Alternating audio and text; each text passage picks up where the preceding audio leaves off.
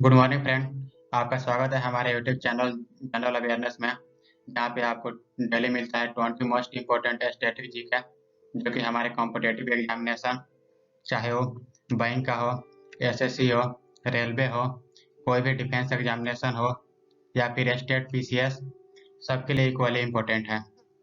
तो चलिए स्टार्ट करते हैं आज के एपिसोड का पहला क्वेश्चन। पेयजल के लिए पीएच की वांछनीय सीमा क्या है? देखते हैं ऑप्शन। 6.5 से 8.5 बी नंबर, 5 से 6.5 सी नंबर, 6.5 से 7 एंड डी नंबर 7.0 से 8.5। तो दोस्तों, इस क्वेश्चन का रियल आंसर होगा हमारा ऑप्शन नंबर सी, 6.5 से 7.0। यानी पेयजल की पीएच मान 6.5 से 7.0 होता है, जो कि थोड़ा सा अम्लीय होता है। तो चलिए बढ़ते हैं अगले क्वेश्चन की तरफ। पूर्वी अरुणाचल प्रदेश में सूर्योदय पश्चिमी गुजरात में सूर्योदय से लगभग कितने घंटे पहले होता है? देखते हैं option. A 1 hour, B 2 hour, C 3 hour, D 4 hour. तो दोस्तों, इसका रियल आंसर होगा हमारा ऑप्शन नंबर बी 2 आवर। चलिए बढ़ते हैं अगले क्वेश्चन की। भारत में निम्नलिखित में से किस राज्य में सबसे लंबी तटरेखा है? देखते हैं ऑप्शन। ए उड़ीसा, बी तमिलनाडु, सी कर्नाटक, डी पश्चिम बंगाल। तो दोस्तों, इसका रियल आंसर होगा हमारा ऑप्शन नंबर बी तमिलनाडु। ऐसे बहुत सारे लोगों को लगता होगा कि इसका आंसर गुजरात होना चाहिए, तो बिल्कुल गुजरात होगा। गुजरात भारत में सबसे लंबी तटरेखा वाला राज्य है और उसके बाद तमिलनाडु आता है, फिर आंध्र प्रदेश आता है। लेकिन हमारे ऑप्शन में गुजरात नहीं है, तमिलनाडु दिया है, इसलिए इसका रियल आंसर होगा ऑप्शन नंबर बी तमिलनाडु। चलिए बढ़ते हैं अगले क्वेश्चन की तरफ। भारत में निम्नलिखित में से किस राज्य में सर्वाधिक क्षेत्र में वन आच्छादित है? ए महाराष्ट्र, बी छत्तीसगढ़, सी मध्य प्रदेश, डी आंध्र प्रदेश। तो दोस्तों, इसका रियल आंसर होगा हमारा ऑप्शन नंबर सी मध्य प्रदेश। मध्य प्रदेश में सर्वाधिक क्षेत्रफल है वन आच्छादित है। चलिए बढ़ते हैं अगले क्वेश्चन की तरफ। मैकांग डेल्टा कहाँ स्थित है? देखते हैं option. A Thailand, B Cambodia, C Myanmar, D Vietnam. तो दोस्तों, इसका रियल आंसर होगा हमारा option number D Vietnam. Mekong delta Vietnam में लगभग 40,500 स्क्वायर किलोमीटर में फैला हुआ है। यह वियतनाम के दक्षिण पश्चिमी भाग में स्थित है और इसको जैविक खजाना निधि के नाम से भी जाना जाता है। चलिए बढ़ते हैं अगले क्वेश्चन। उत्तरी गोलार्ध में सबसे छोटा दिन कब होता है? देखते हैं ऑप्शन। ए 21 मार्च, बी 23 सितंबर, सी 22 नवंबर, डी 22 दिसंबर। तो दोस्तों, इसका रियल आंसर होगा हमारा ऑप्शन नंबर डी 22 दिसंबर। 22 दिसंबर को उत्तरी गोलार्ध में सबसे छोटा दिन होता है। इस समय पृथ्वी सूर्य के बहुत नजदीक होता है और इस घटना को विंटर सोलस्टाइन कहा जाता है। खगोलविद में विंटर सोलस्टाइन कहा जाता है इस घटना को। चलिए बढ़ते हैं। भारत में वर्षा की अधिकतम मात्रा किससे प्राप्त होती है? ए पश्चिमी विक्षोभ से, बी पूर्वी मानसून से, सी दक्षिण पश्चिम मानसून से, डी लौटते मानसून से। तो दोस्तों, इसका रियल आंसर होगा हमारा ऑप्शन नंबर सी दक्षिण पश्चिम मानसून। दक्षिण पश्चिम मानसून केरल से निकलता है और वह तटीय इलाके होते हुए, मैदानी भागों से होते हुए अरावली पर्वत के समानांतर जाकर सीधे हिमालय पर्वत से टकराता है और वहां से बारिश शुरू हो जाती है। चलिए बढ़ते हैं अगले क्वेश्चन। रक्त का थक्का बनने के लिए किस विटामिन की भूमिका होती है? देखते हैं option. A vitamin A, B vitamin D, C vitamin E और डी विटामिन के। तो दोस्तों इसका आंसर होगा विटामिन के, ऑप्शन नंबर डी। रक्त का थक्का बनने में विटामिन के की भूमिका होती है। बढ़ते हैं अगले क्वेश्चन।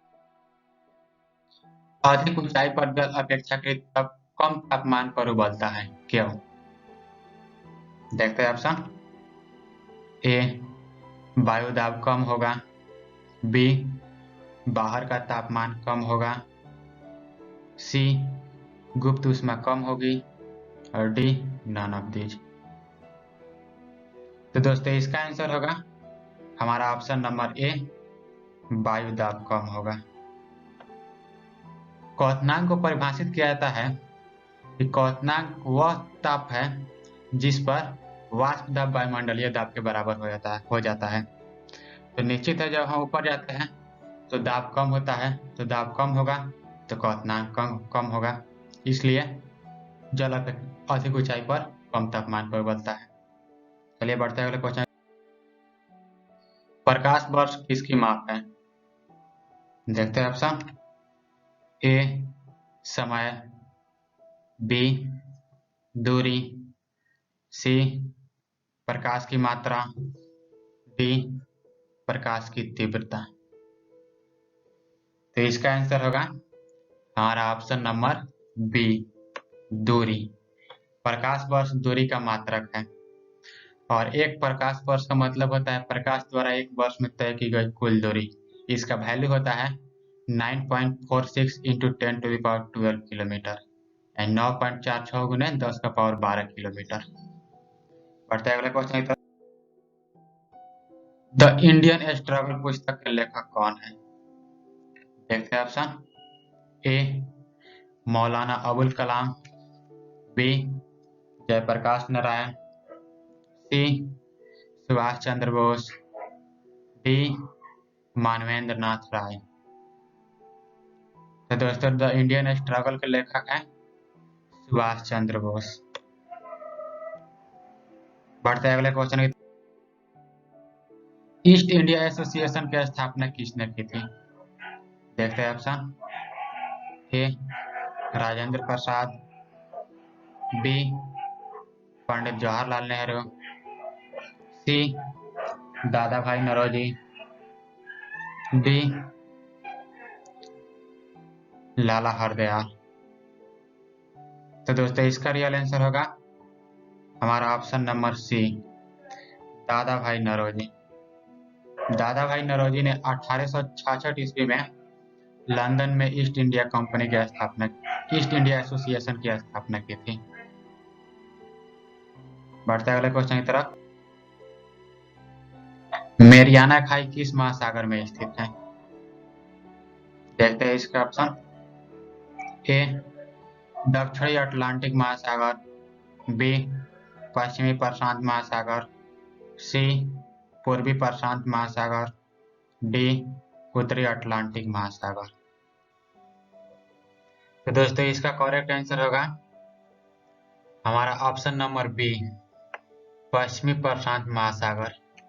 मेरियाना खाई जो विश्व की सबसे गहरी खाई है वह पश्चिमी प्रशांत महासागर में स्थित है। चलिए बढ़ते हैं अगले क्वेश्चन की तरफ। टकला मकान मरुस्थल कहाँ स्थित है? देखते हैं इसका ऑप्शन।